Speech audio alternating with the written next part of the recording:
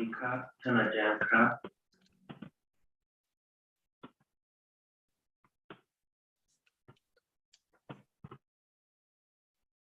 สวัสดีครับคุณสวัสดีครับคุณนอตีครับ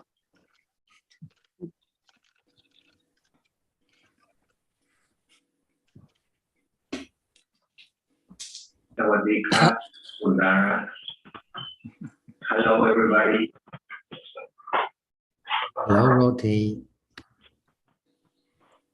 Morning, everyone. Sawadee-ka, Ajahn. Sawadee-ka. Hello John. Hi, Roti.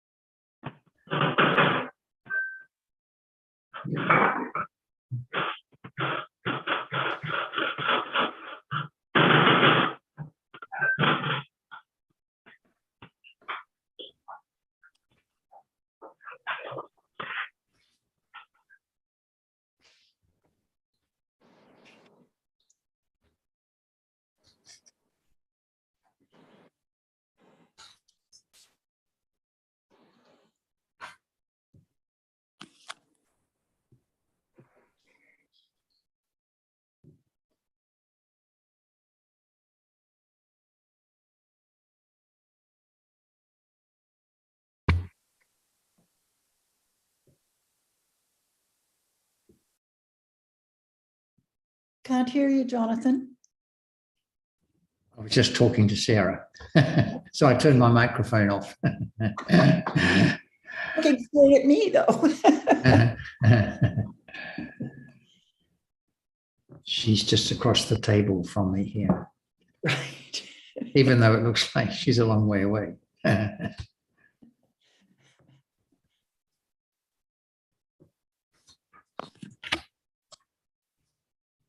I was just saying, I think Ajahn is ready to go. So, Oh, okay.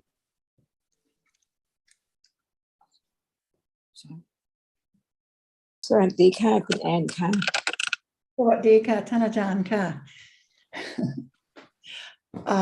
Okay, is there any questions or points that people would like to bring out now to start with? You go ahead, Anne. Me, go ahead. Okay, I'm not sure I have anything. Just a minute, I have to think. Try to remember here.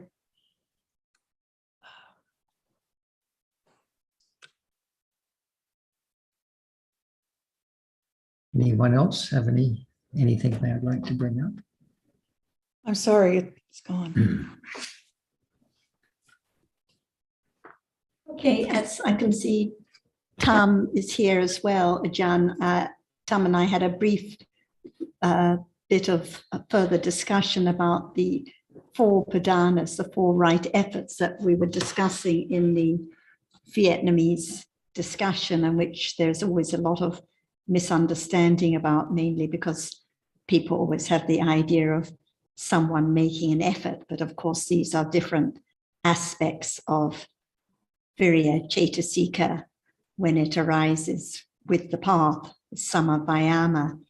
And we read about the effort to avoid the moments when it is Sama Vayama, there is the avoiding of akusala, not yet arisen, and there is the overcoming of akusala that has arisen at those moments, and also there is the developing of kusala, of all kinds of kusala not yet arisen, and the maintaining of the kusala that is developing. So of course, when we're talking about the path, we're talking about a moment of right understanding with right effort. And of course, these right efforts are only perfected at enlightenment. And the question that came up is before in old discussions, you have referred to how only at moments of path development, only one aspect of right effort arises at a time, and only at moments of enlightenment, when the Samavayama is perfected, are all four aspects arising at that moment. But when we were discussing the other day, it's more like all aspects are developing at moments of right understanding with right effort, because at those moments, the akusala is avoided and the kusala is being developed and so on. Do you have any further comments on these points? Can there be the moment of understanding the function of each cetasika right now? But there can be the understanding of different objects at moment of samavaya effort is there. For example, at this moment, we learn to understand that the seeing does not have the viriya, but the other citta at this moment, when it's not the hetuka, how many number we don't have to think about it. There is no viriya. Even so, it does not appear as we learn about it.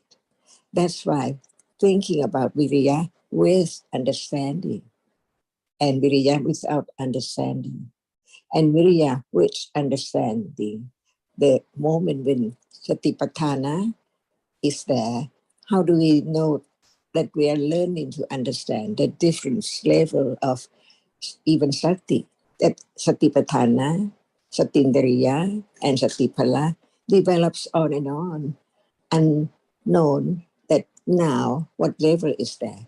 So when we talk about sammavayama or sammapadana, without understanding, can there be no more akusala later, before or after enlightenment?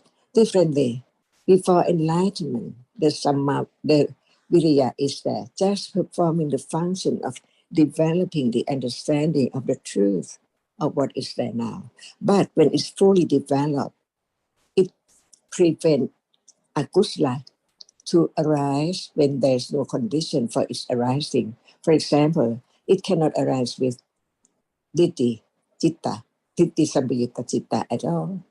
So at that very moment of enlightenment, it means that the Bodhipakkhaya Dhamma developed to condition moment of enlightenment, and that moment, no doubt, and the viriya is there, cannot condition anymore akusala citta with ditti and so on. Even now, there's no ditti, but it will arise when there's no understanding about the truth. So the understanding at level of intellectual understanding is different from when is there enlightened. But before enlightenment, there must be different stages of vipassana jhana. So some viriya or viriya cetasika perform its function with different level of panya. That's all. Even right now, at moment of understanding, one day it will prevent the arising of akusala with ditti, when there is the understanding. But when it arises with ordinary kusala, not understanding what is there at all, how can it stop or eradicate the viriya which will arise with wrong understanding, micchatitti? That's why even it's not there now, but the understanding at moment when viriya is developing to understand the truth, it performs the function to be fully at moment of fully developed at moment of enlightenment. The four functions of sammapadana develop little by little on and on in the beginning until it develops the degree of arising with enlightenment. Viriya is there. Experiences nibbana, no doubt about it, because it's the function of panya and other cetasikas and so on. But it will not condition wrong understanding arising with it anymore after the enlightenment at level of Satpana and on at different level of enlightenment until Arahata. So it's not just wanting or trying to understand, particular at moment when it's impossible. But on the way, Viriya is there, developing with right understanding to prevent the arising of akusala later. And at moment of enlightenment, after that, Viriya is there, together with other Cetasika, performing the function of Viriya right then to experience the Dhamma. That's all. After that, no more arising of Viriya with Vidhi, Vichikicha, doubt about reality right now or any moment, any time.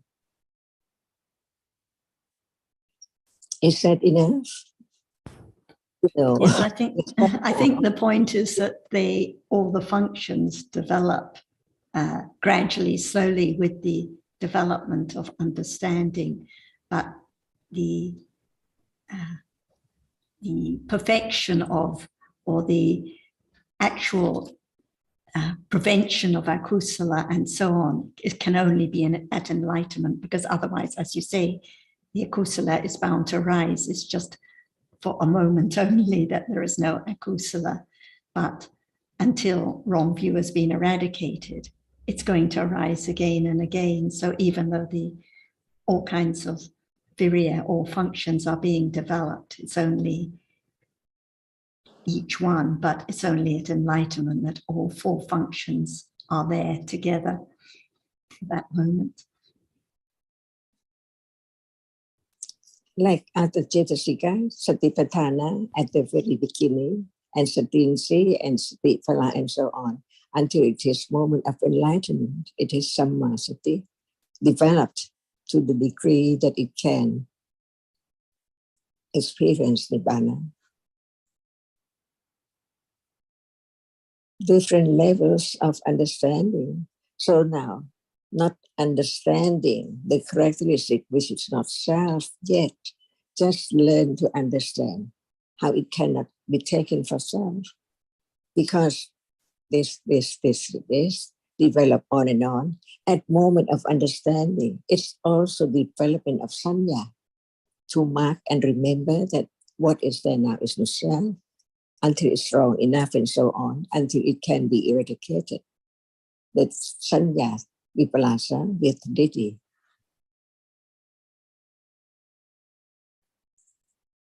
Different degrees of each moment. Like you say, even at moments of understanding, sati is there, but it's not indriya, it's not satindriya until it is the direct understanding of realities, and it's not the bala, not the power, until it's very strong and firm. For example, it's not the sati which is aware directly of a reality right now by conditions.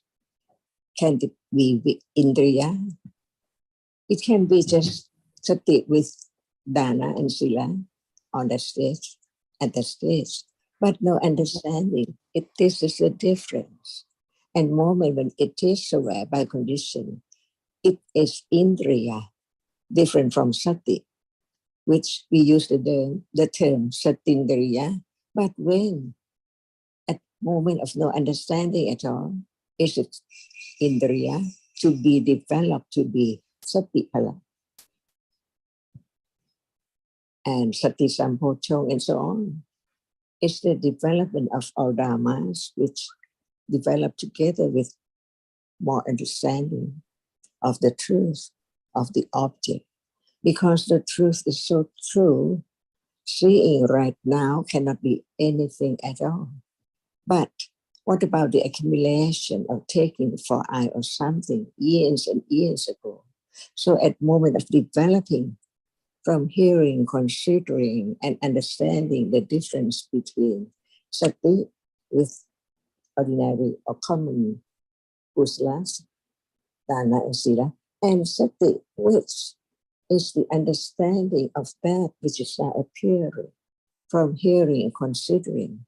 Who knows what moment is sati patana or direct awareness of the characteristic of the reality which is now appearing. But panya is there. It knows. It's so true. How much understanding is there? Or it's just the beginning to realize or to be aware that that is the object of understanding. So understanding has to understand that little by little. But without direct awareness, it's just remembering what is awareness and what is the object of awareness, what is satipatthana, and so on. But at that very moment when it's there, being aware, panya knows the difference. That's right. Right understanding develops on and on naturally in daily life. What moment is satipatthana, direct awareness, with a little understanding from the very beginning of that which is there, to be sure, to have firm confidence that it's that object which is no one and no thing, but the truth is hidden. Eons and eons ago, what is meant by no one and no thing, because it just appeared, only one at that moment. And right understanding is not strong enough, so it cannot let go the idea of self instantly, suddenly, but it begins to know the way without satipatthana, without that moment of direct understanding, even in so very little, but it knows that that is the object of understanding, instead of object of lobha and dosa and akusala, ignorance as before. Little by little, panya is so very truthful to the truth. That's why it does not go wrong at all. How much understanding of what is there, having heard, it cannot be taken for anything. But what about the wrong sanya, sanya vipalasa, accumulated so long that it needs so much long time to understand little by little, naturally. Not I who try so much that I have to do something, and that is the wrong path. That is Viriya Parami, and Panya Parami is there to know what is Viriya Parami and what is not. To try to understand by different ways, trying to sit and draw or walk or on and on, cannot lead to the understanding the truth at all. Even it's there now, it's hidden.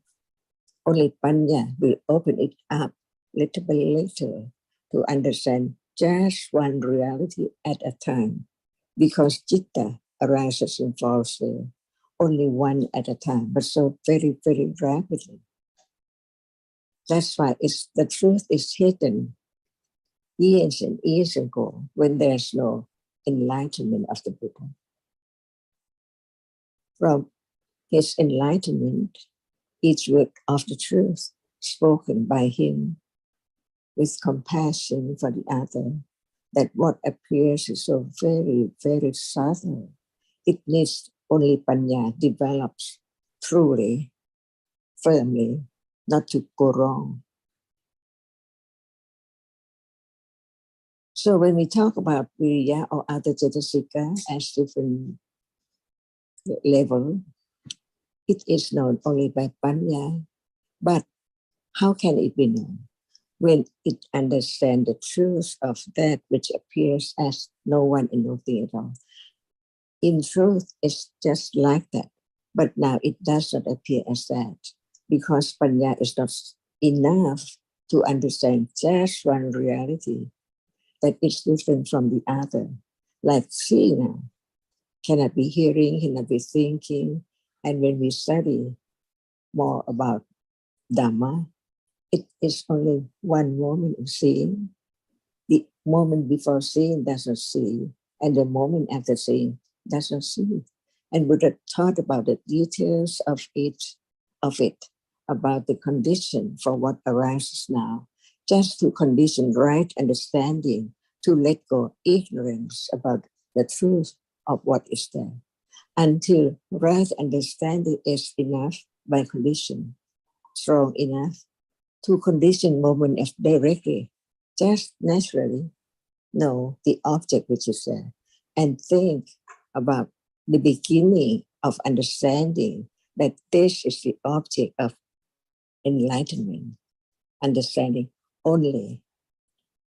And how long they let go of ignorance and wrong understanding, and usually take it for I all the time, develops little by little, by moment of understanding the truth until it appears. And that is vipassana. Yeah? It appears well. So the meaning of appears well is different from now. It doesn't appear well at all. Even there is seeing, and everyone knows that one is seeing, but it doesn't appear well as it is, as only one reality at that moment. The experiencing does not experience anything else because it experiences only that which appears. The visible object cannot be taken for anything, just a moment. That's why beginning to understand reality as not I, but not just try to find out the function of each and so on, while there's no understanding of the truth of that, which is ready anytime to be known as it is, to panya only, not to ignorance and attachment. That's why it's so very subtle to understand that very moment, whether it's right understanding or lopa or ignorance and so on, to be truthful to the truth, that what appears now is the object of understanding. But when there's no hearing, no considering about the truth, how come it to appear well? Because it can appear well only to right understanding of certain degree. Nama, Rupa, Parichetayana. What does it mean? Yana, Nama, and Rupa, Paricheta, the demarcation of the difference between that Nama is not Rupa, which appears. What's the world, and when is the world, and where's the world? When everything appears together, come together, it's not the understanding of just one reality at a time by conditions. What about function of samapatthana or viriya there, different from other moment? And that is not enough because it is just the beginning only. It has to go on and on along until condition for such different levels is there. No one can make it arise, but the developed understanding is there, ready to understand different stages of the truth.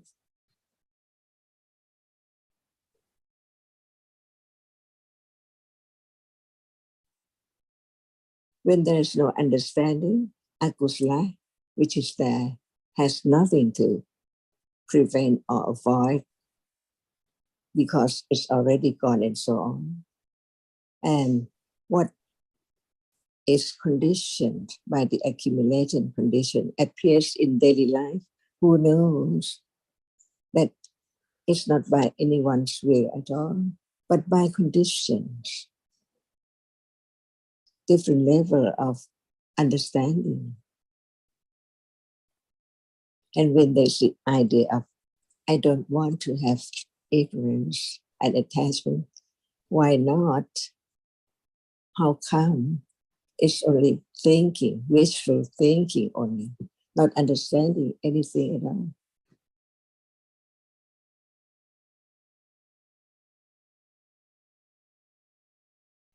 That's why at moment of understanding, it is the developing of right understanding as parami with such and such cetasikas.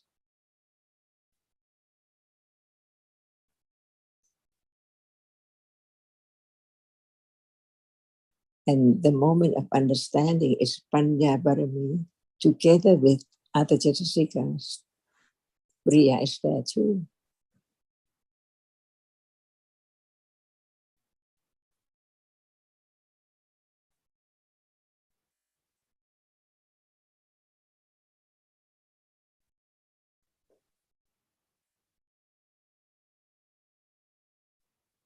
Without Viriya right now, can there be higher Viriya to see the danger of what is there, which is taken for self quite so long ago until now? Of 5 khandhas, the 4 nama khandhas, sanya, marks, and remember growing so long. And now it's time to have the right sanya to understand the truth of that, which is now appearing little by little. It's not out of time, but it's a moment of understanding, which gradually letting go the vipalasa of sanya.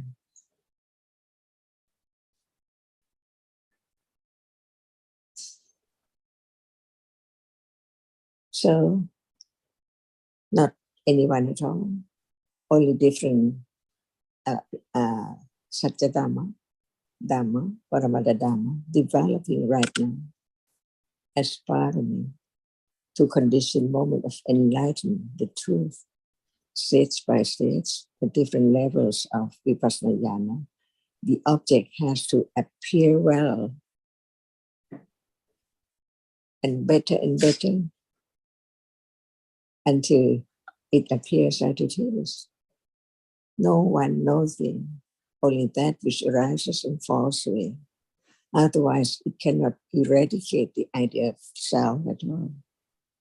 And what Viriya is that performing function, fully developed, no matter at moment of having akusala as the object, or kusala as the object, or what object is there.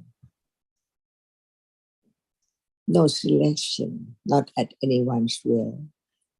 The firm understanding, confidence of anatta developed at moment of right understanding of the truth of that which is there, but it does not appear to ignorance.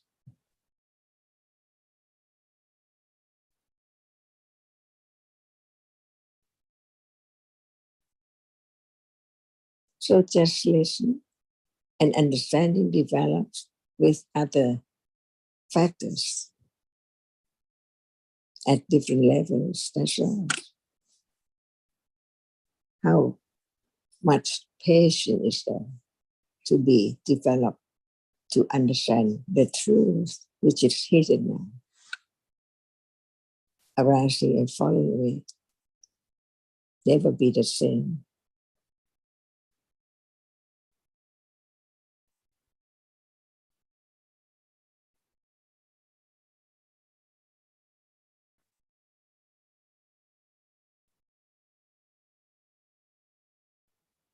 At the start, John, when you were talking about the 4 samapadanas at the very beginning, and you mentioned there has to be the understanding of the function and the different objects. When you were referring to understanding of the function, were you referring to the function of Viriya in general, or the function of Samavayama in general, or the particular one of those 4 samapadanas of different functions?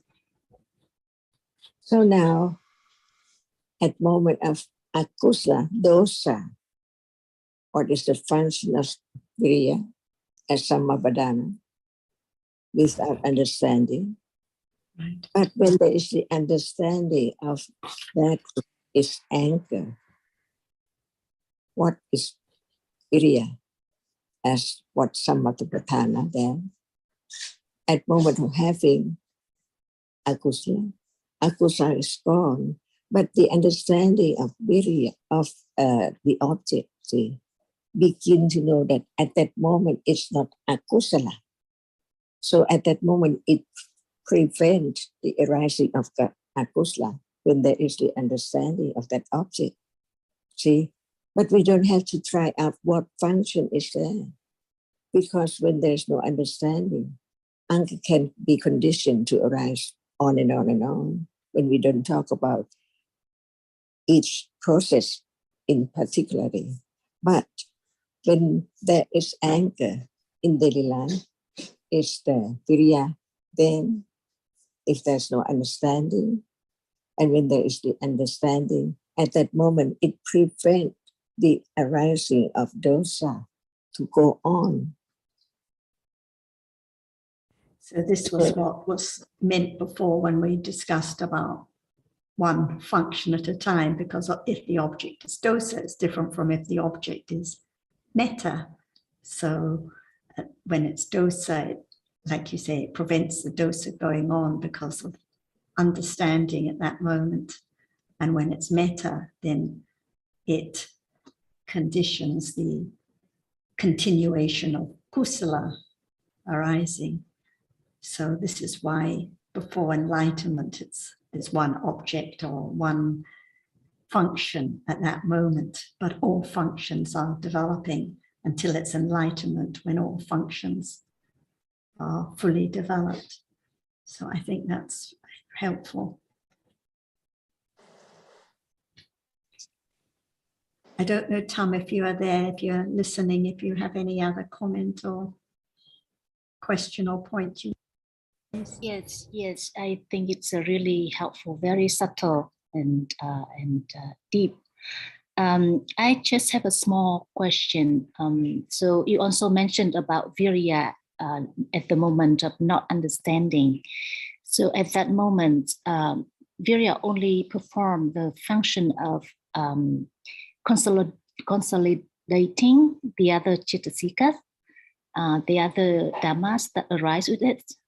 It doesn't have one of these four functions at all, right? Even at the moments of kusala virya.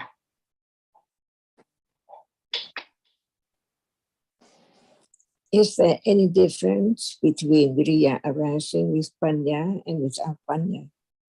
Yes, very different, yes. Without panya, can it prevent akusala to arise again and again in the future? No. But when there is panya, it becomes less and less, right? Yes. That is sammapadana. Yes. So these functions are just when virya is virya of the path, with the samapadanas are there. Mm-hmm. What about the intellectual understanding? It kinds of developed also, right? The four functions.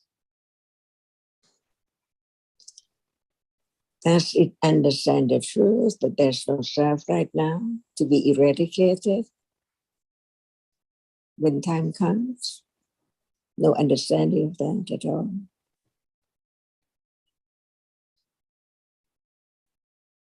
And can virya be known when there's no right understanding? And what experience the truth of virya? And what for? How much different it is to understand clear and clear and clear.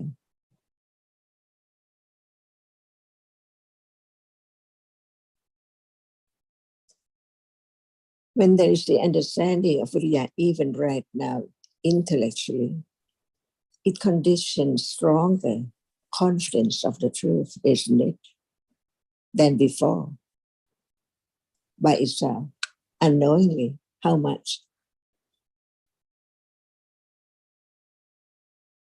Holding the knife's handle, how much it wants away, can it be known?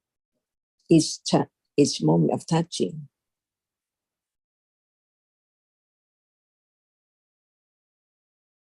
Who knows when the time will come to enlighten the truth, like Sariputta never knew before at all that he would meet Asati and listen to such three words.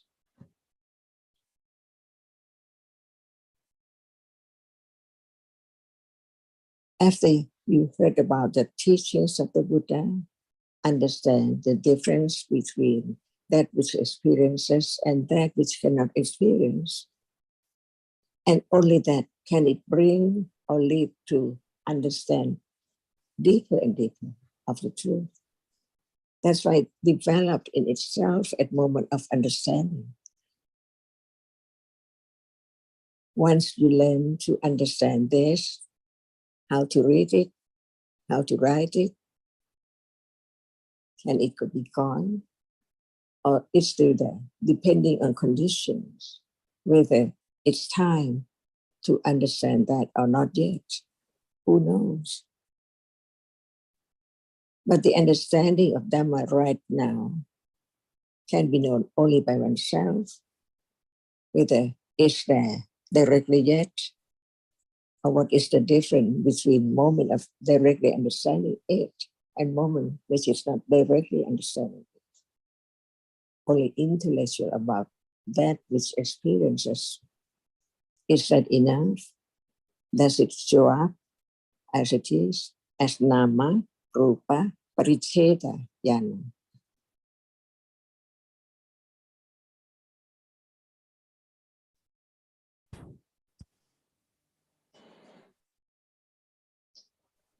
Otherwise, Buddha didn't teach for 45 years in details about everything, even what is there, moment to moment in daily life.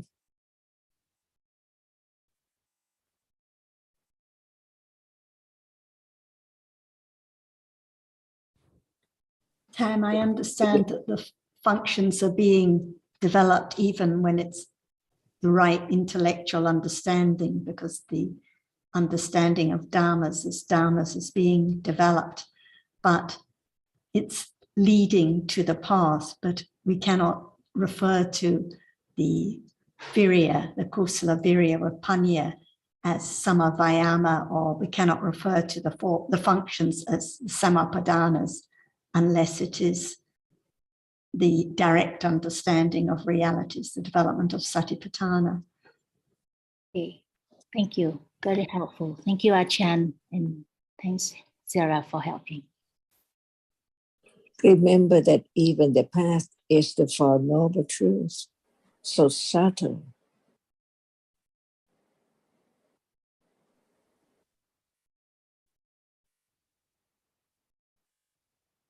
And it is now the development of right understanding until the truth appear at moment of enlightenment. No more doubt, the end of doubt with ignorance and sanya and the khandas which has been accumulated to take it for self. No more. Never to arise again because of samavayamatu or samapadana.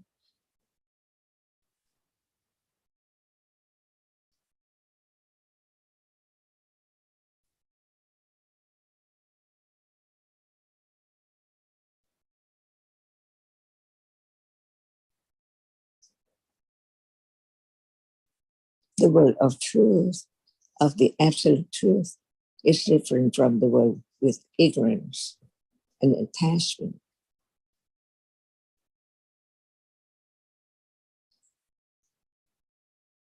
Taking what is there now as something that is not true. See? And if that world of truth, absolute truth, does not appear, how can it just wear away the idea of self?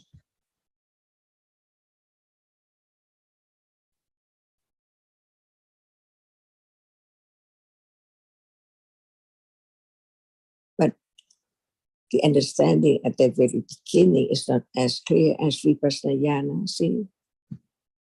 Just hearing this word, how much different of that is there. Can it be imagined? Just one reality appear, not other reality at all. Just one characteristic, right there. No doubt about the different one. This is this, not that. which appears after this has not to be there anymore, so that the other can appear and so on. The truth of what Buddha taught, which is learned intellectually, can lead to the understanding of the absolute truth, stage by stage. That's his great compassion to all beings, no matter where, this world or heaven or anywhere, who have heard the teachings, developing it, considering it. No one, only different realities. Panya is panya. Ignorance is ignorance. Attachment is not panya. Feeling is not citta, and so on.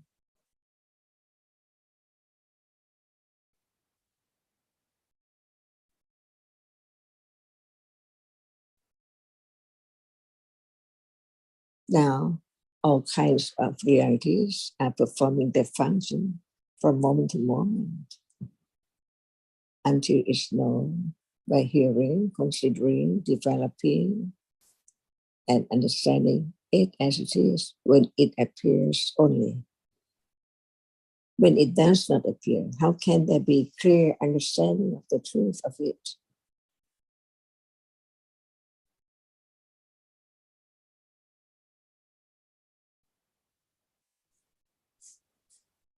So now it appears, there's not yet the understanding of its characteristic, but hearing more, considering more, understanding more, are now developing unknowingly. No one there at all.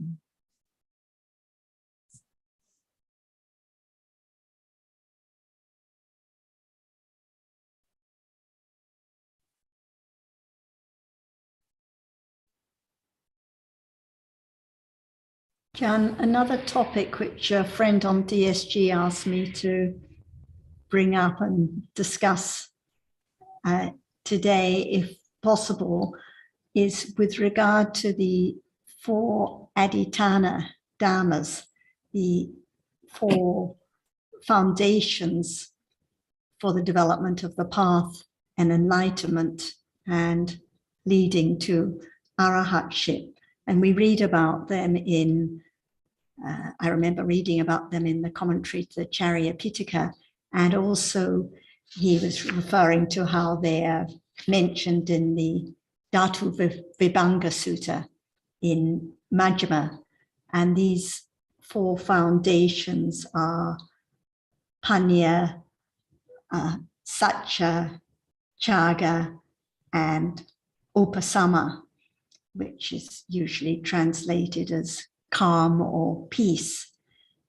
Could you talk a little bit more about the significance of these 4 adhitanas and the connection between them and adhitana parami?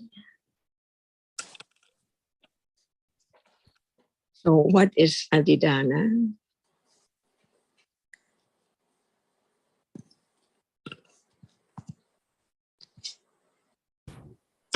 Is the determination or confidence to develop the path leading to enlightenment that has to develop as a parami with panya and the other paramis.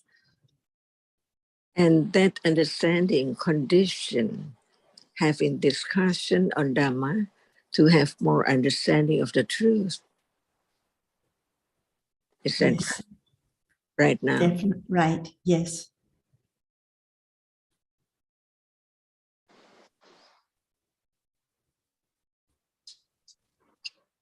It's not hearing anymore, not consider anymore, not being interested anymore to understand the truth. All about which can understand what is there as it is. So when, for example, the Buddha talked to Pukasati about the 4 adhitana dhammas, as obviously there has to be the satya adhitana, the determination or the seeing the value in truthfulness, panya adhitana, and chaga, the relinquishing of akusala that we were just mentioning, especially the relinquishing of wrong view in order to develop understanding. And the upasamaditana, could you talk a little bit more about that? What is it? I think it's the peace, the true peace, when there are no more akusala arising, which develops with the development of panya. Yes. So what is the true peace? Well, the very true peace is nibbana, the understanding of the eradication of akusala. Can it be attained or enlightened? Yes, through the development of the path. Can it be so easily known? No, of course not. No, that's why the paramis have to develop so long with panya in order for the akusala to be eradicated. So there has to be clear understanding what is peace. Right. So we can say that in the development of the path, for example, moment of understanding at that moment, that we can say it is a moment of peace, because it's a moment without akusala and with understanding, but it's just for a moment. So the one who has no understanding of the peace, the perfect peace at all, can they have confidence and viriya to attain that? With no understanding, impossible. There will be doubt and not even knowing what is kusala and akusala. So only understanding can lead to what we meant by peace, nibbana. No more arising and falling away of any nama and rupa conditioned by karma.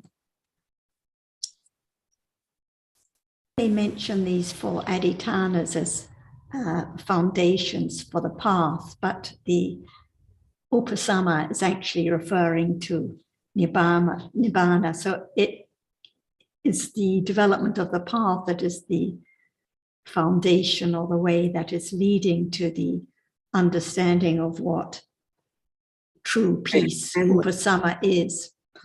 Well, for example, now, does anyone would like to have no more seeing, hearing, smelling, or just not wanting to have no more akusala?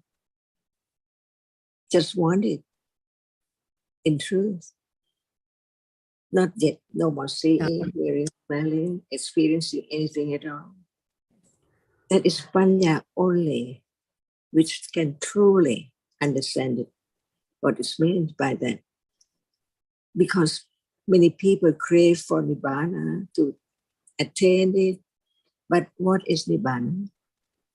What is about understanding of the reality, which is not peace, arising and falling away on and on and on, non-stop?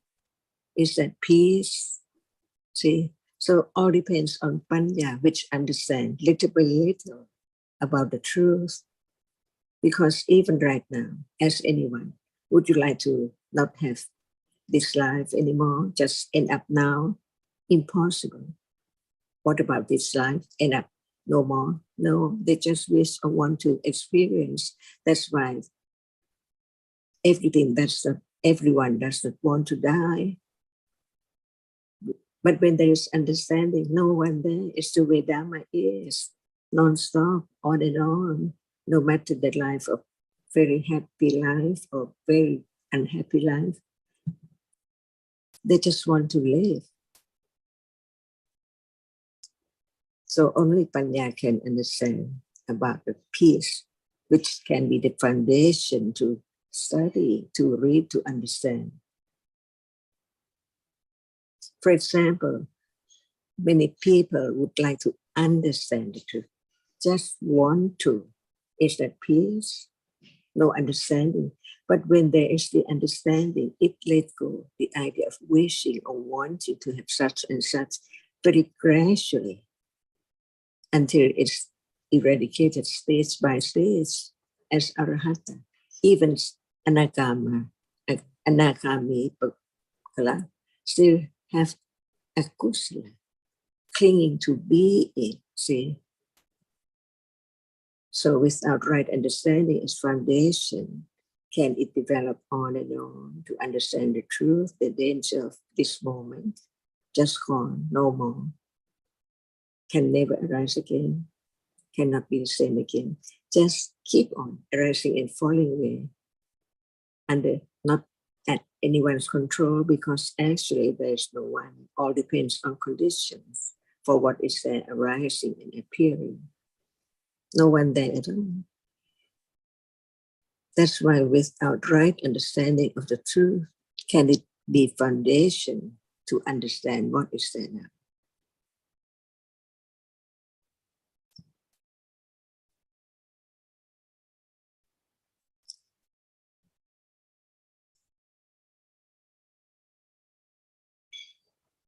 Even the peace that is realized at the first stage of enlightenment is not the same as at the stage of becoming an arahat, which is why they talk about, refer to in the commentaries as the foundations leading to arahatship, because only then all defilements completely eradicated, and at the end of life, no more arising of conditioned dhammas at all. The real peace.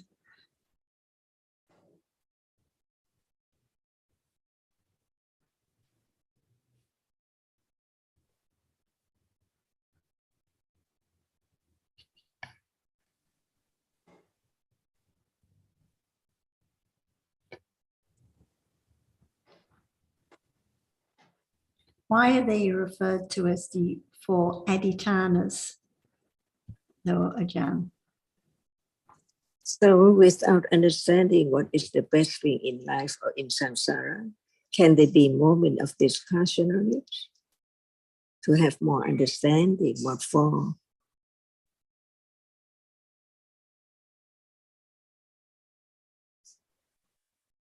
To understand the truth, the danger of the arising and falling away of that which is now hidden. The truth is there. Does anyone would like to have no understanding as before? Not understand how life begins and ends and start again and begin again, end again by conditions. So no matter what appears now or tomorrow or what time, can it be object of clinging? Just cling to such and such object only and on and try to have it on and on and on. Or it's just there by conditions, no more, even right now. Why do we have to think to have such this and that? Particularly if it's not clinging and ignorance, that it's not there anymore.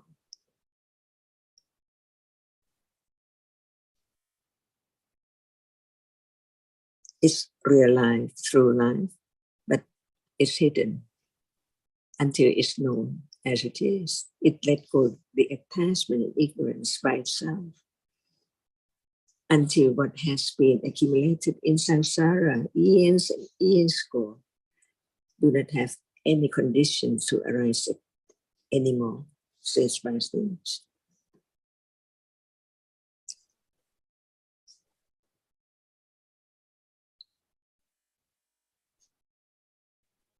And this is very helpful for understanding more about what adhitthana is and these aspects or these foundations of adhitthana, because without adhitthana, there wouldn't be the listening and considering and studying and development of understanding. So it has to support that understanding and lead to the development of the path.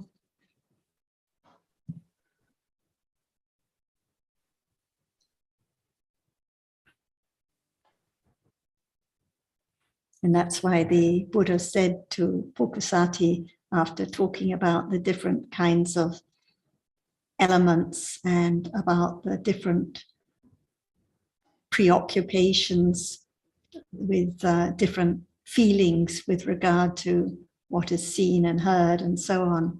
And then he talked about these four adhitanas, these four foundations, which are very important.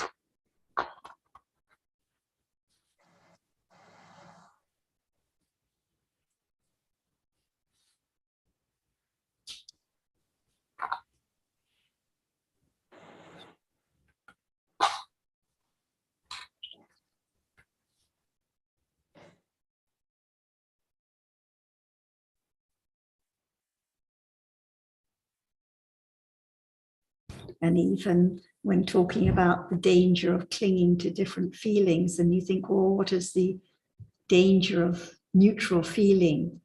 But for those who had attained higher jhanas, clinging to that neutral feeling and to life on and on and on in samsara, in the Rupa Brahma realms, and so on. So dangerous too. So there has to be the renunciation of all kinds of clinging to whatever is conditioned.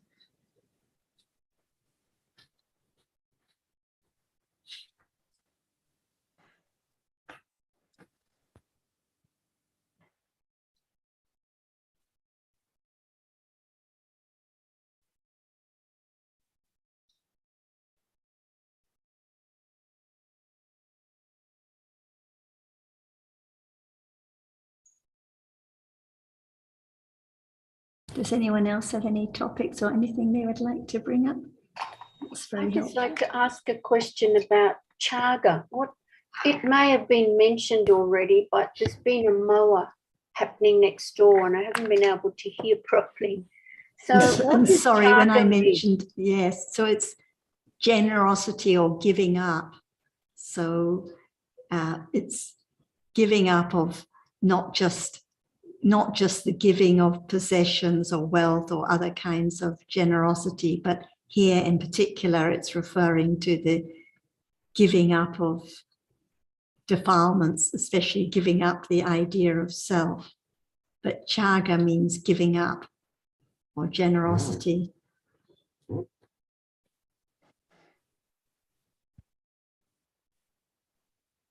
But perhaps Jan would like to add more to this on this topic. What is it? I can see. What is it? Is the answer.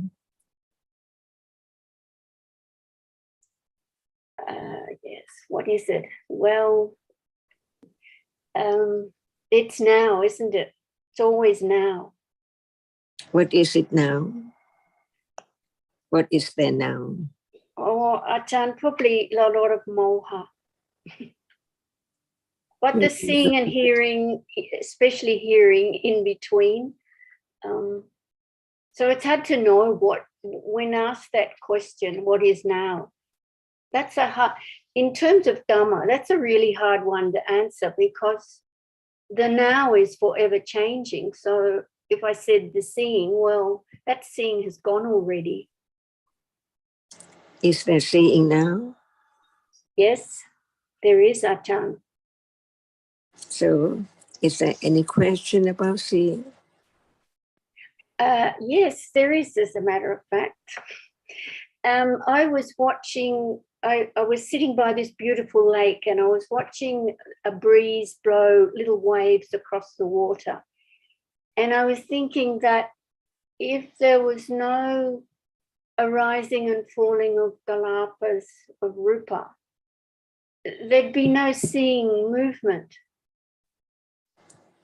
Is So that in correct? truth, Yes. what is there now?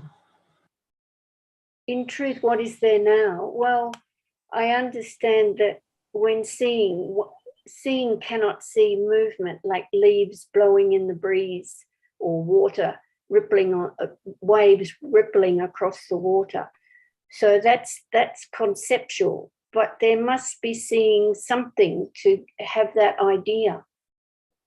The seeing is known as no me, no one, not me at all. Yes, seeing is not me. It's not anything. It's just seeing. Does it appear as it's not anyone or anything as usual that takes it for I see or what is seen? It doesn't, well, I can only speak for myself, but it doesn't appear as just seeing. It always appears as seeing something. So what is the truth, the absolute truth of seeing? Well, I understand the absolute truth to be the seeing, the jitta sees visible object and it falls away, both of them. If we don't say citta, is it the seeing? If we don't say jitta, did you ask that, Achan? Yes, is the seeing. There is seeing. Okay, what is it? Seeing is So seeing. not anyone, it's seeing. Not anyone. It is just seeing. Does it arise Yes, must arise. by conditions? Not anyone's will at all, right? Right. And does it fall away? It falls away, Achan. Yes. Now, Now and now and now.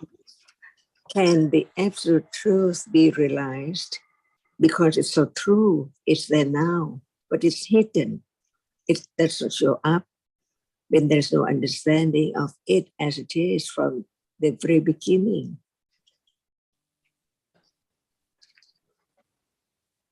So what is the point of listening to the truth that seeing is a reality?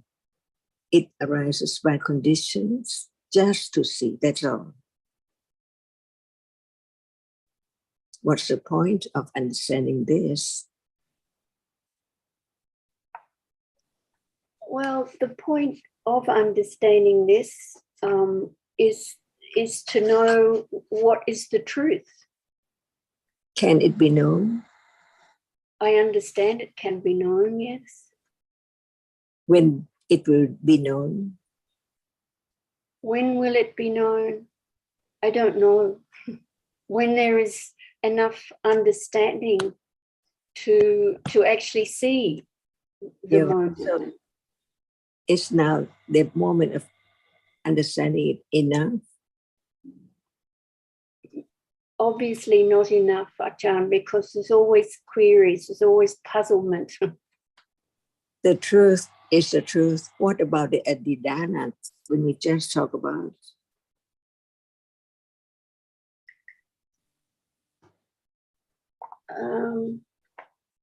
Well, I didn't catch a lot of it because of the noisy mower next door. I was unable to hear a lot of it.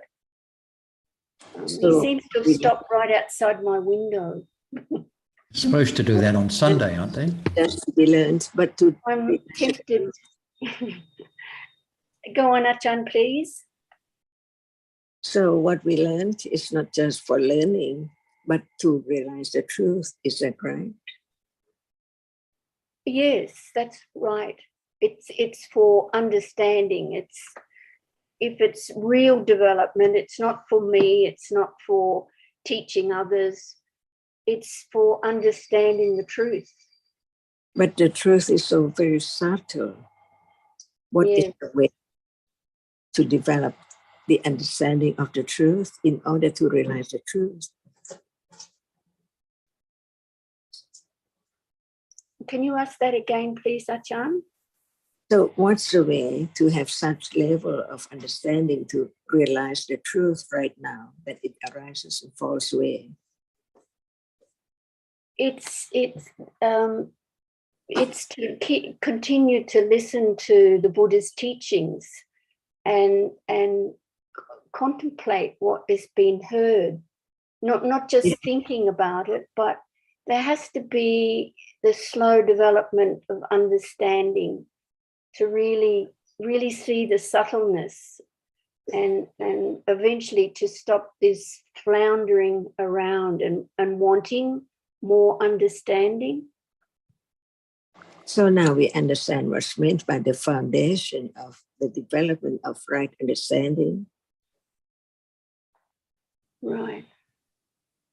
So it's now developing little by little.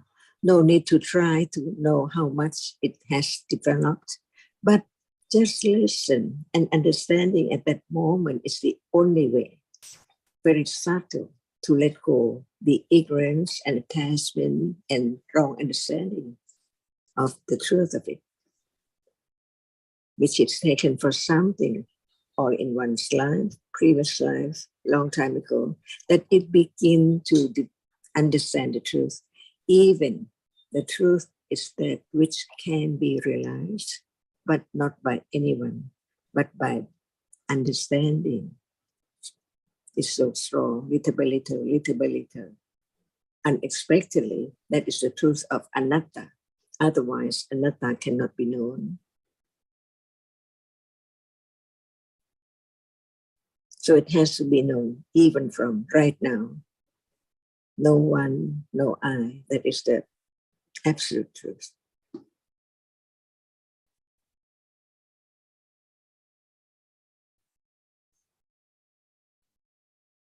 Only right understanding can realize this truth.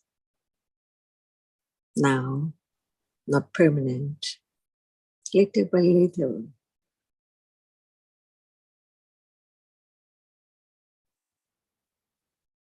By what we have talked, little by little, about the truth of what is there as the self, to let go, the clinging to the self stage by stage.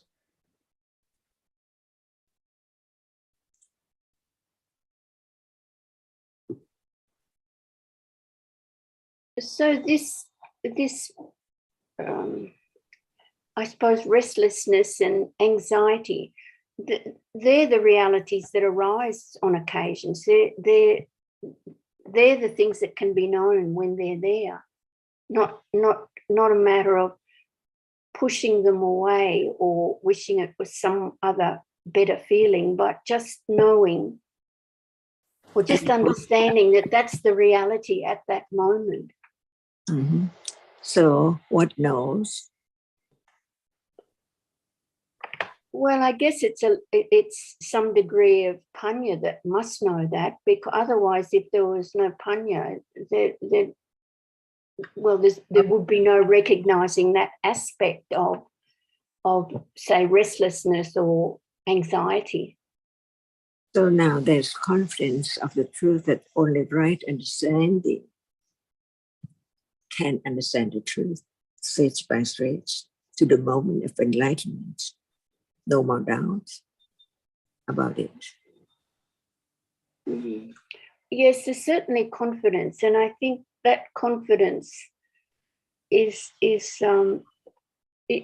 becoming more obvious when I, there is a reminder that okay, this is whatever it is, that's all there is, and it too will pass, whether it's good feeling, bad feeling. And I mention feeling because that seems to be the thing that is uppermost, good feeling, bad feeling. That's kind of what we don't want. Bad feeling, we just want good feeling, but that's impossible to have that all the time.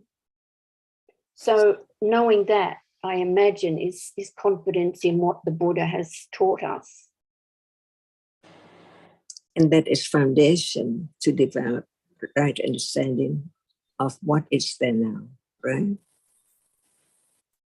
Right. So that's where the adhitthana comes in. So when you mention foundation, that's also classed as adhitthana or an aspect of adhitthana. Is that correct? What does it mean? Is that correct? See, Good questions, Achan. I really, really appreciate just being brought back to this very, very moment. So, yes, yes, it is correct, I guess.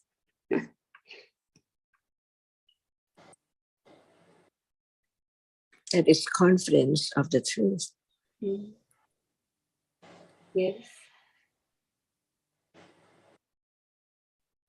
Yes. Yes. Thank you, Achan. Thank you very much.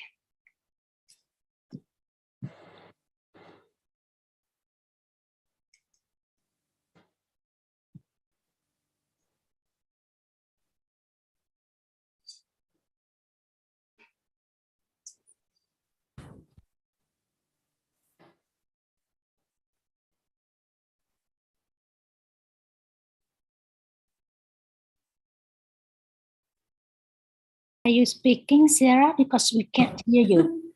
I was saying that even now in the discussion, we can see how the different moments of aditana, when there's firm confidence, no wavering from what is true, and then moments of doubt and wondering. And so that's life, different moments all the time, moments of understanding, moments of ignorance and doubt, and moments of questioning, and moments of taking it all for self.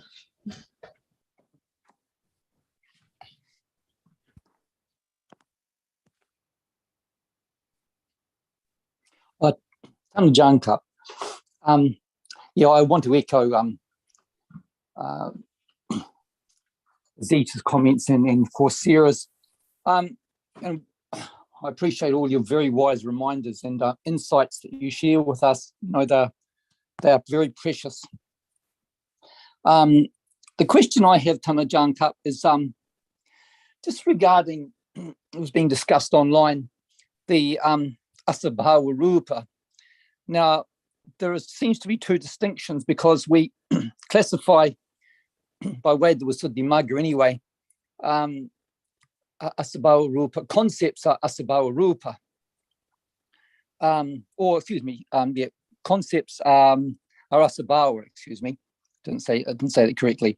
And then we have what's called the asabhava rupa, like, upachya, santati, jarata, anicca, the other ones too, the vikara rupas and so on.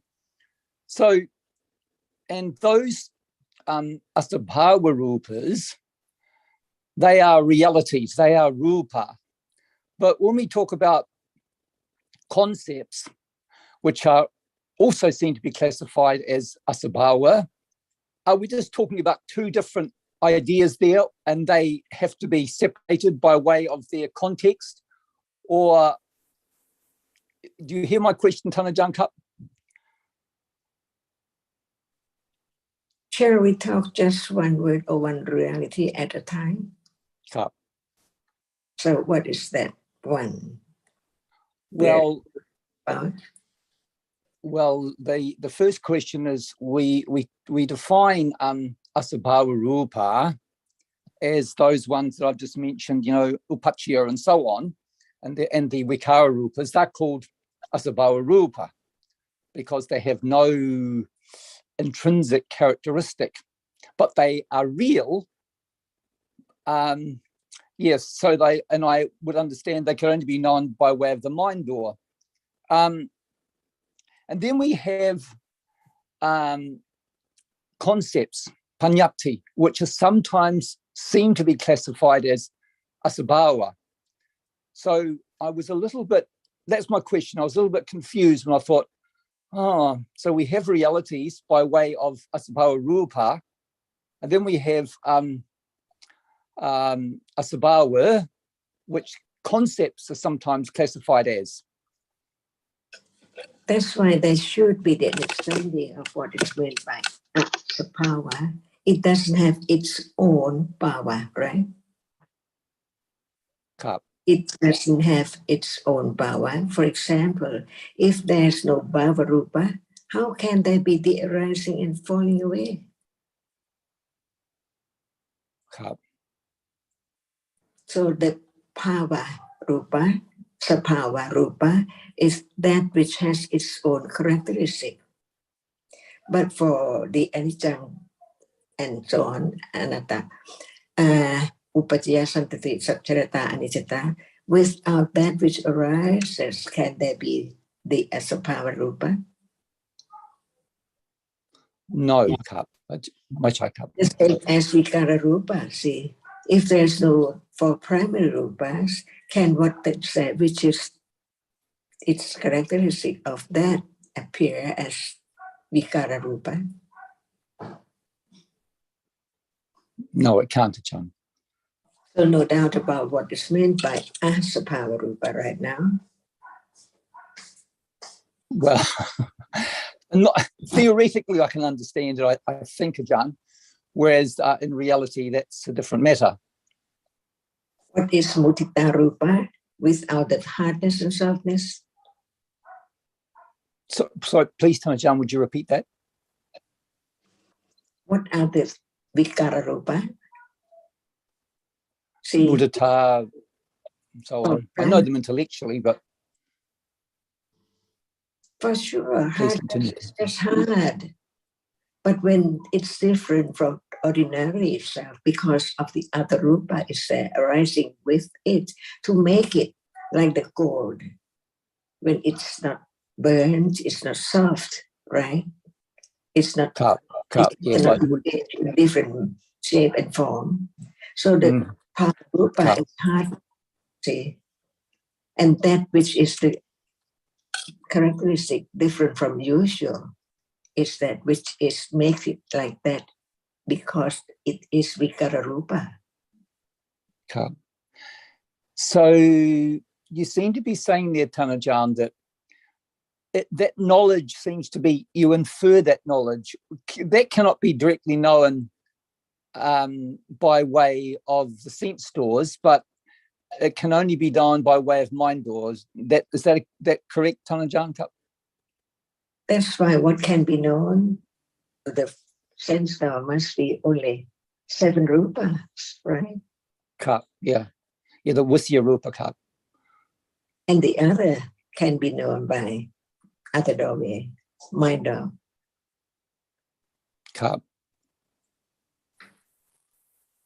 So if I can get them back to concepts, which are sometimes classified as asabhava, what is being... So what is concept now? Concept is not real, Tanajan, it's just an idea. Yes, that's it. Okay, so we can say in different contexts, they have different meanings. Simple as that, really.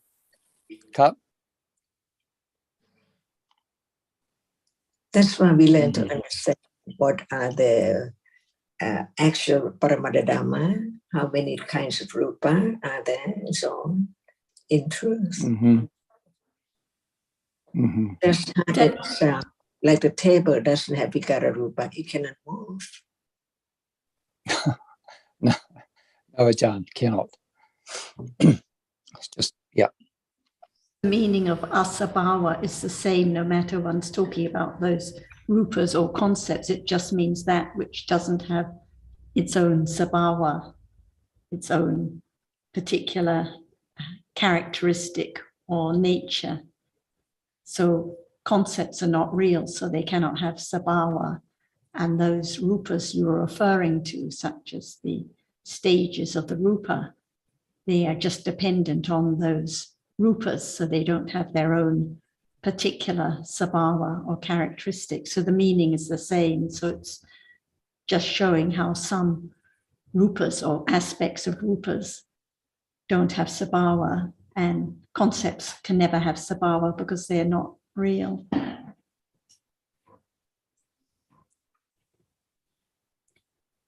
Okay, got that. What they have in common is none of them have their own bhava.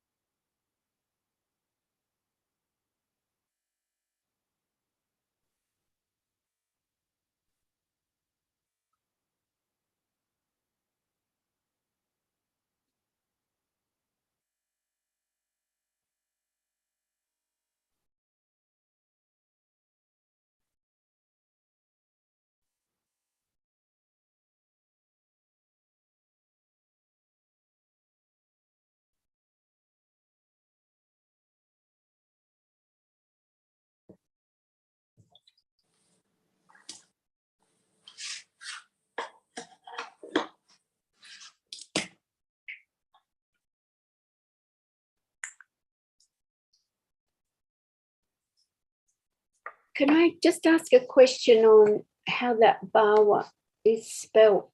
As in, I've been looking at this little dictionary, and one way is BHAVA, and it's becoming or process of existence, whereas the other one is BHAAVA, meaning feminine or masculine. So what is this Sabawa or Asabawa? How, that doesn't seem like it belongs to either of those Bawas. It's long A. It's Yeah. nature Sabawa. If you look under S Sabawa, it will have its own nature, own characteristic, different from the Bawa, like when we talk about Bhavasava, the attachment to becoming or being. That's the short A. Yeah. Well, that with the long A, just in the, oh, okay, after it says in brackets feminine and masculine and then nature. So it's just Nature, it's just, Sabawa, its own nature. Yeah, okay. Okay, thank you.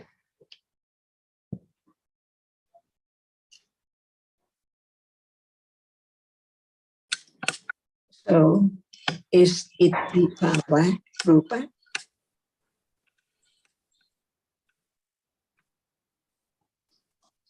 Can you ask that again, Achan, please? Is it the Bhava Rupa?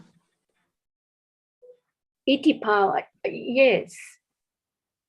Is Bhava Rupa iti?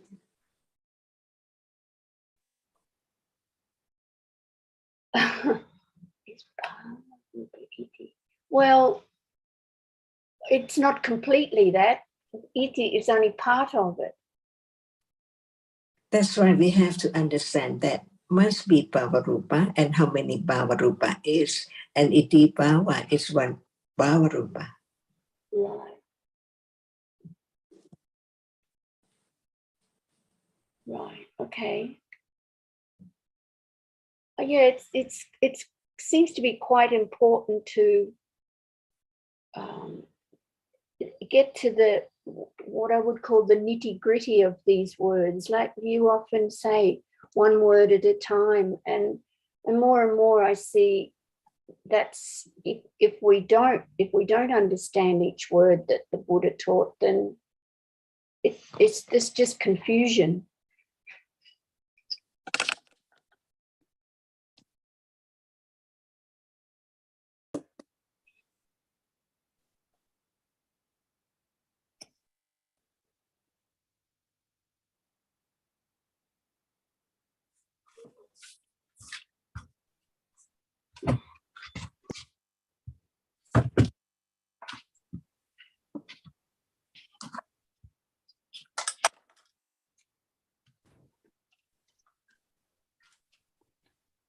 So masculinity and femininity are Sabawa Rupas. They have characteristics.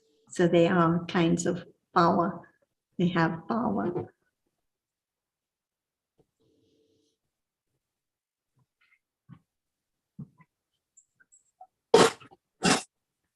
And Akaza space is another Vipawa Rupa that doesn't have it's dependent on the Paricheda. Akaza is dependent on the groups of rupas that it delimits, that it separates. So without hardness and other rupas arising, there couldn't be any Akaza in between those groups, those kalapas of rupas. So it's vibhawa without bhava rupa.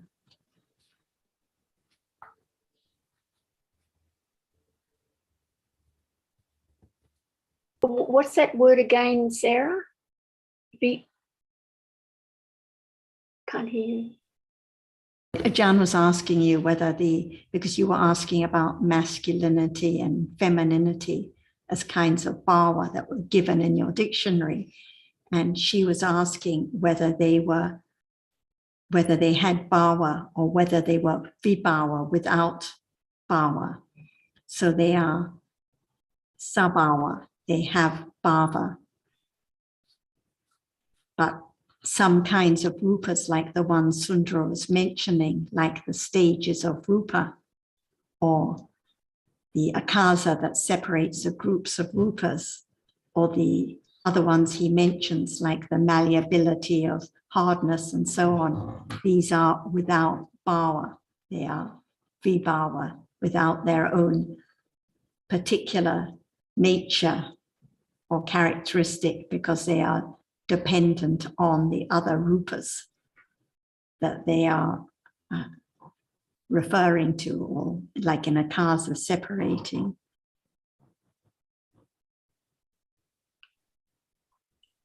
Okay, I think I must have misunderstood what Achan was asking me, although it might have sounded like I knew. I thought Achan said iti, not vi. So vi bawa, I've not heard of before. The opposite of sa, so sa bhava means with nature, and vibhava without nature. Okay, and that's different again to asabhava. Asabhava, not sabhava, and vibhava, I think, means just without. So I think it's the same, asabhava and vibhava. Okay, okay. Lots of new words today. But she was asking you about masculinity. That was Oh, because that was what you had mentioned. yes, okay. Because right, what you were asking why it was given as a definition as bhava. So it has bhava. So it's a kind of bhava rupa. Okay. Okay, thank you.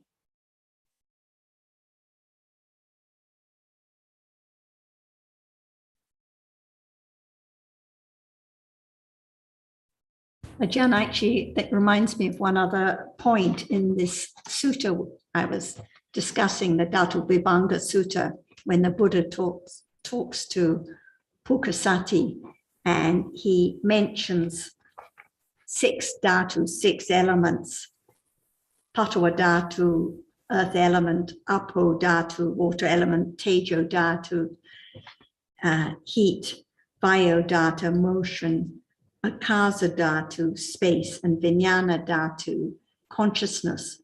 In this context of Akasa dhatu as one of these 6 elements, which he refers to as what is taken for being the being, for example, is it referring to Paricheda Akasa dhatu, or the wider space, the open space?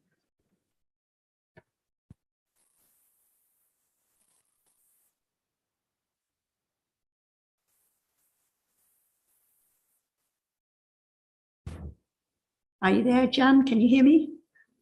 Yeah, sorry, I didn't turn on the microphone, sorry. It includes all. Both kinds, all kinds of akasa.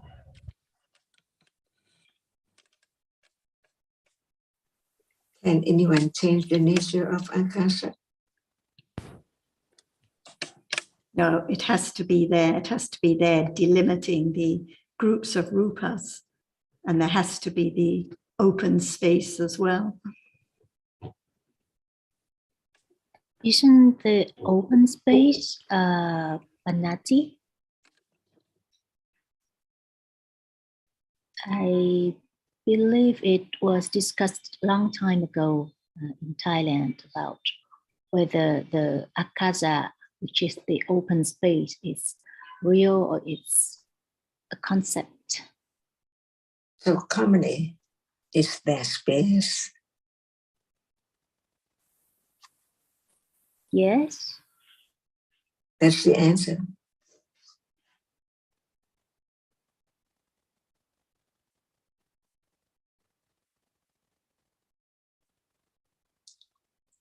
There must be the reality the open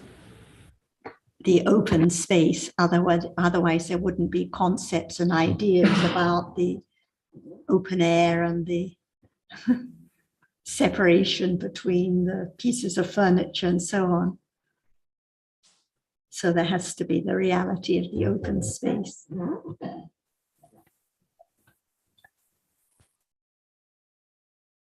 Okay, because when it's dhatu, it can only be realities. Right? When we talk about dhatu.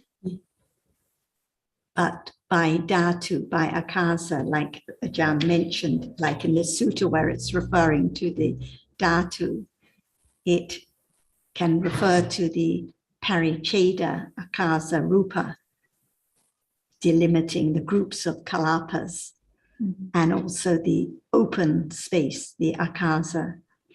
This is also dhatu, because it's also real, not just concept. Okay. Thank you. Otherwise, like when putting one's hand out or moving to a different room without that open space, that akasa, it would be impossible. But it's a very, another very subtle and deep topic.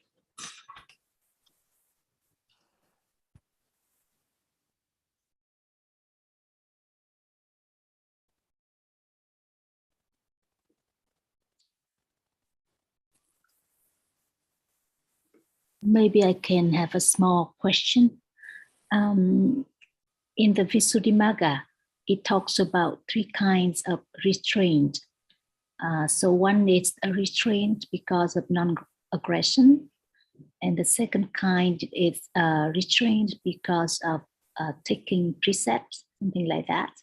And the third one is because of eradication. So the third one, I understand it to refer to the virati that arises at enlightenment. But about the 2 first ones, although the context seemed to be different, but in terms of realities, it seems to me that they are the same, like whether because of non-aggression or because of taking precepts, it's still the same kind of virati that arises. But I would like to hear your Ajahn comments on this and to clarify. Thank you. Are you talking about virati cetasika? Yes, the 2 that are mentioned as non-transgression and precepts is divided as the 2 separate ones.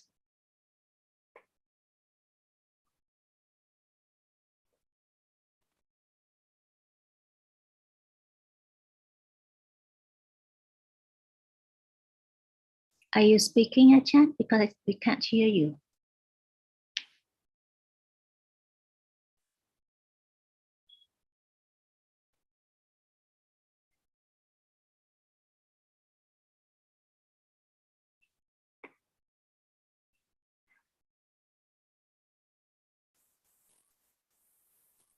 Can you hear Ajahn?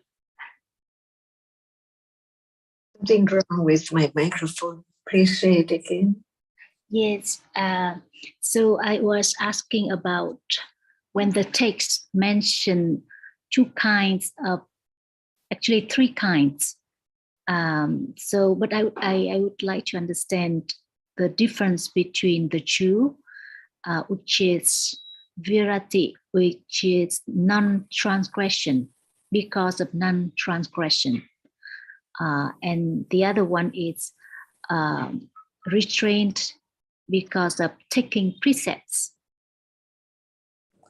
At moment of what is there now cannot be known clearly, but we can begin to understand the difference. For example, moment of doing wrong deeds or speech and moment which abstain from that.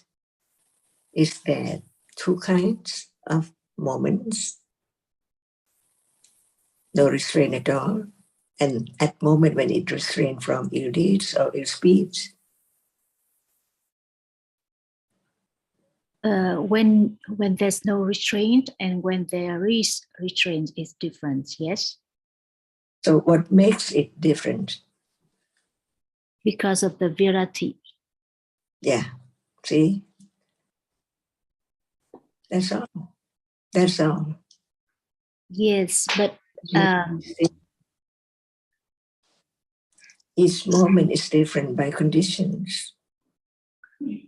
But when also the same, also when there is restraint, but the text talks about restraint because of non-transgression, and the second one is because of taking precepts.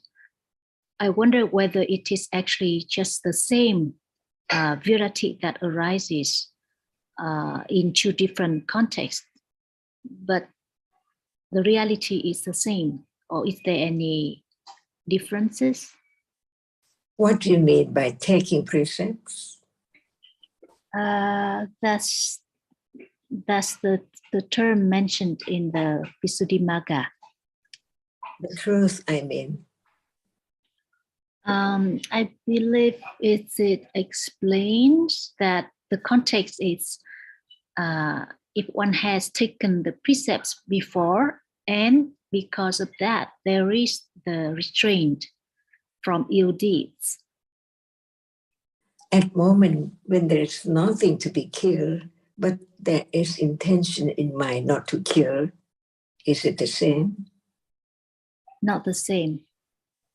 So when there is intention not to kill, that is a madana, but it's not virati because no object to be killed. Yes. But when it's there, just there, an end of whatever it is, and no virati, the deed has been done. But at moment of abstain from it, it's not I or anyone or any other cetasika, but it's only that cetasika arising, performing its function of virati. No killing, not wrong word or lie.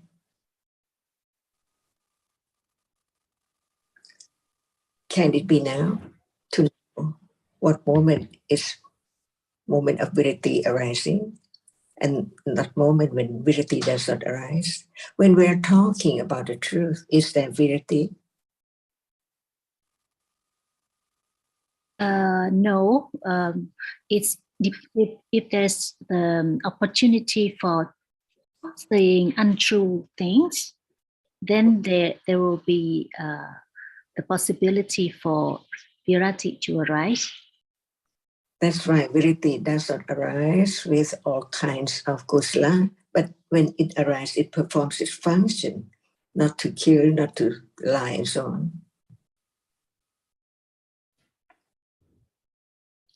And Dhamma, can we say that it's the same reality, but different circumstances, different conventional situation that's being referred to, for the sake of just explaining the various forms that virati may take? Okay, and yes, Sarah? Oh, can I just add something? So I was thinking of, for example, can be restraint as one's natural tendency, or there could be restraint because one thinks that it would constitute a breach of the precepts or the rules by which one. Similarly, with kusala generally, I think we read elsewhere in the text that it can be because of just one's natural tendency, or because one thinks about one's reputation or the family reputation, maintaining the family reputation. So these are not meant to indicate different realities, but different kinds of situation in which that reality may arise. Yes, yes. Okay. Yes, I was going to say something similar. So I think the first one, the sampata virity, is what they refer to as the natural virity, like even those who've never heard the Buddha's teachings, restraining because one may get into trouble, or thinking of one's position or one's reputation, and avoiding unwholesomeness because that's how one has been taught. And the next one, the samadhana verity, is having the intention to not kill, not speak harshly, and so on. But who knows, when there are opportunities, what will happen? But it's like the undertaking not to. And the third one, the samucceda virity, refers to not just when the defilements have been eradicated, but I think it refers to the development of virity with the path, with the development of understanding, the abstaining when there is the opportunity leading to the eradication of those defilements at enlightenment. So after becoming a sotapanna, there's no more virity to abstain from killing or harming the other in those particular ways.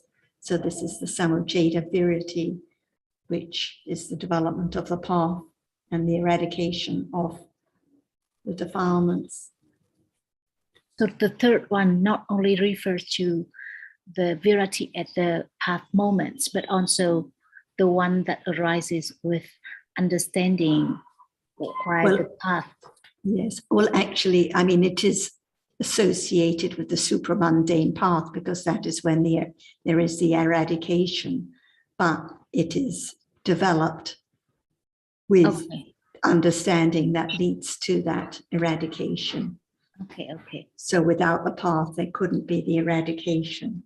Whereas the other two, the one that the natural abstaining because of the way one's been taught or the way society is concerned, or the way that the teacher has said one has to behave, for example, in school, that is the first one, which is different from the samadhana virity, the one that you mentioned about having undertaken to observe precepts, but actually it's the intention in terms of paramatta dhammas, it's the intention to avoid akusala, such as the killing or the harming, but not when there is the opportunity, just the undertaking in that intention at those moments.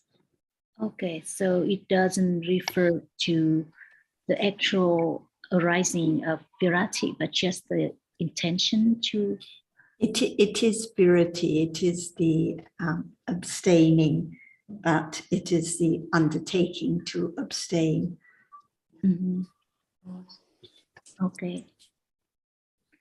Different kinds of.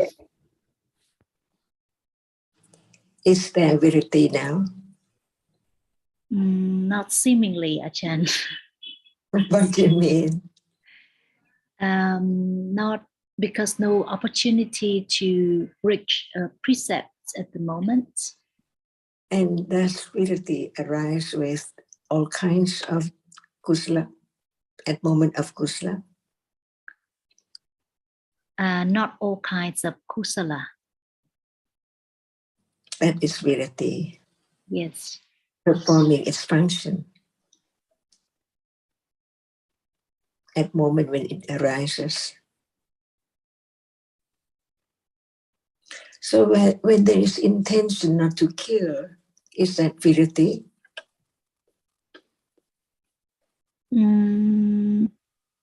If there is the opportunity to kill, and then there is the intention not to kill at that moment, yes, it's virati. But if there's no opportunity, then it's not. But the question is, at moment of kusala, Is there virati, or is it must be virati? Not all kusala. That's why virati doesn't arise with general kusala, right? Yes. So at this moment, is there virati? No, Ajahn. Mhm. So at moment of restraining, because no one there, because virati arises and performing the function of restraining, not kill. Yes. That's why, what is samadhana sila? The first one, Retrain from killing. the first one is the virati at moment of thinking not to kill. No. That's it. That is intention. It's samadhana virati. Okay. Okay. Yeah. Mhm. Yes. Okay. Thank you. That's clear.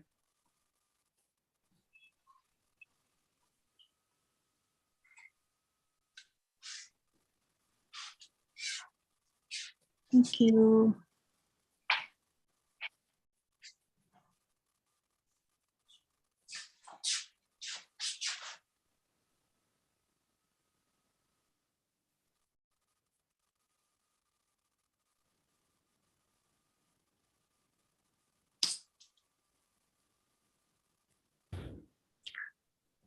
Just a quick question, Ajahn.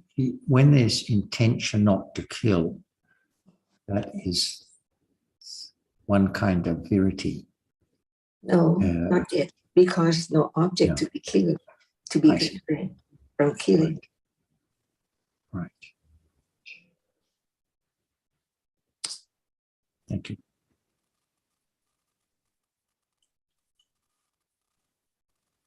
What is samadhana?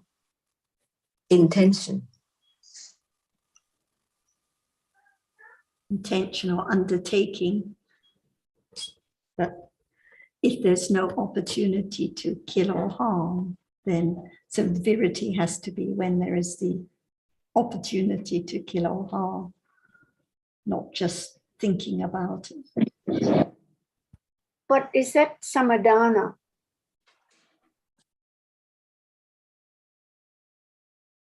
I didn't understand the meaning of samadhana. So what are the 5 precepts? To undertake the precept of not to kill, not to steal, not to tell lies, not to involve in sexual misconduct, and to refrain from intoxicants. So it's intention not to kill, right? Just intention not to kill. Intention not to steal or to take the other's possession. There's so many different intentions. I will kill. I will not kill. Intention not to, but when time comes, can there be killing? Even once, one thing that one will not kill.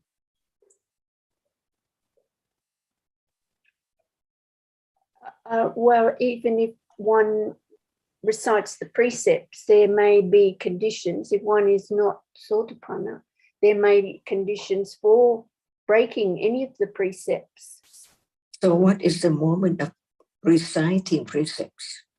Just reciting, saying out. But what is that? The word or the intention? Oh, well, I guess it could be either, depending on the being that's reciting it. It could be just reciting just because that's what children do in school, perhaps, or it could be genuinely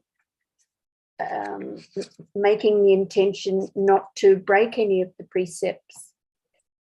So when it's not in intention not to kill, can it be kusala?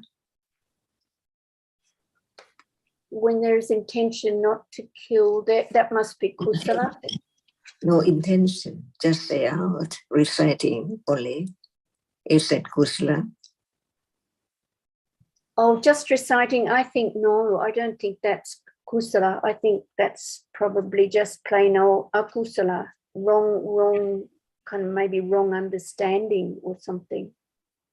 And if one doesn't say it out, but have intention in mind, from now on, I will not kill. Can there be that kind of thinking?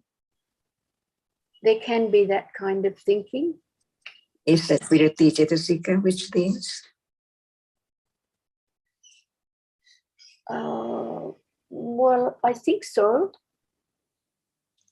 So what is the difference between just intend not to kill or just a moment when it's time, no killing?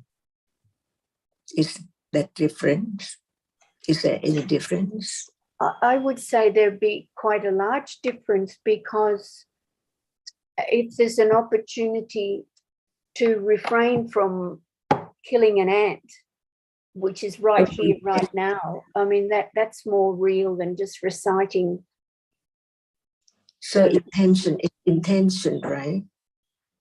Yeah, it is intention at that moment, not to kill when there's that opportunity. But if virati doesn't arise, what kind of intention is there when there's something to be killed? If virati does not arise, then maybe one goes ahead and kills. When there's something to be killed in front right then, is there killing or not killing, or just only intention? At moment of killing or not killing, there must be intention according to the cetasikas which arise with it. Yes. So intention is intention and virati is virati, is that right? Yes, that's right. At moment of intention not to kill, is there virati at that moment?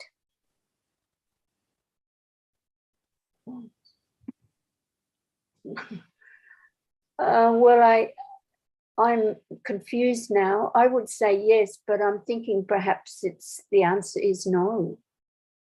Because the virati has to be the actual abstinence, the actual abstaining when As there is the in, I'm about to opportunity. hit and I don't go any further.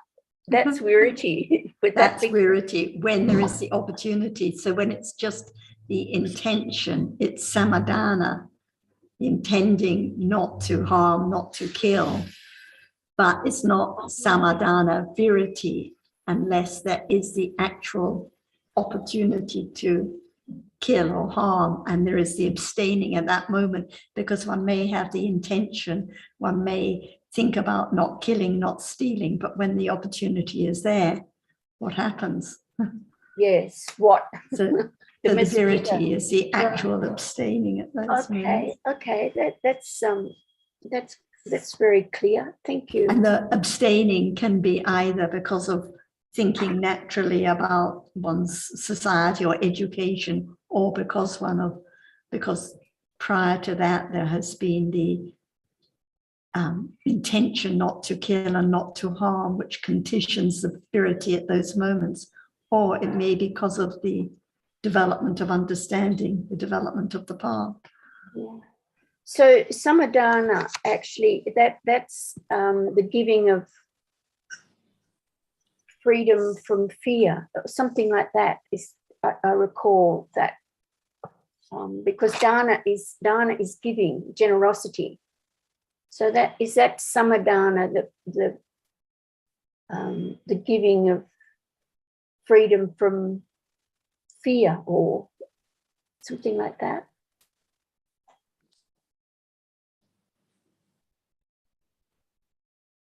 No. Are we talking about virati now? Well, I'm actually moved on to samadhana, because I remember. I think it's freedom. I think it's freedom from fear in the sense that that you free when you abstain from wrongdoing, you free people from fear. That's what I think. That's what I was thinking. That's what I was kind of saying. Freedom, giving others freedom from fear.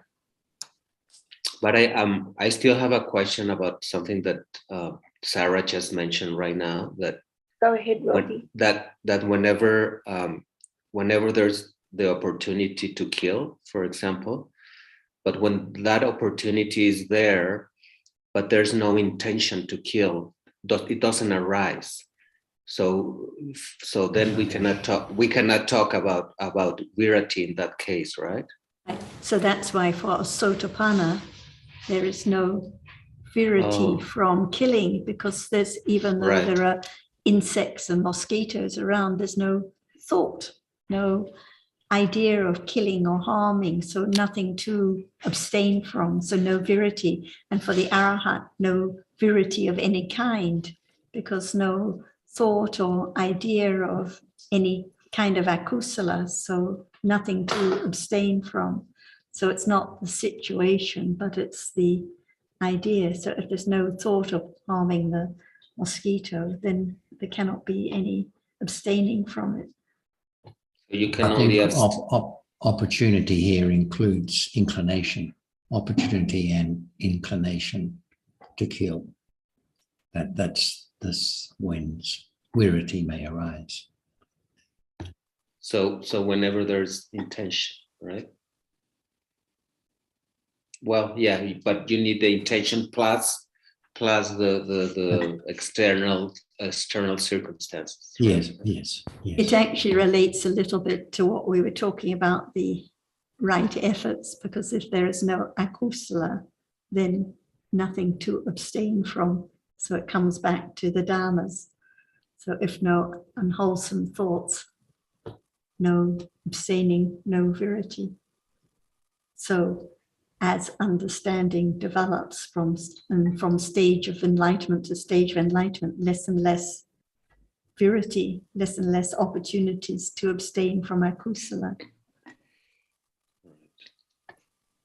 Like for the anagami, no more thoughts of clinging to sensuous objects, so no abstaining from clinging to sensuous objects even.